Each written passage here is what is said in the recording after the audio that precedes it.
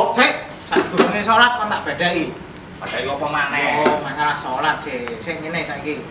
Oleh gak ngongkon wong salat? Yo oleh wong iku apik e. Tuntunan apik iku. Walah, jawab kurang pas kek. Lho.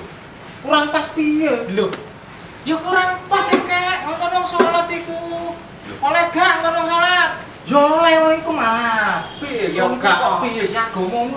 Ya gak oleh kek. Kok salah piye? Saiki ngene, kamu salat zuhur. Yo. Mari ngono oleh 2 rakaat tak kongkon. Kek. Itu kok ana rokok nang toko pojok, batal gak? Coba. Lah berarti enggak. Lah iya,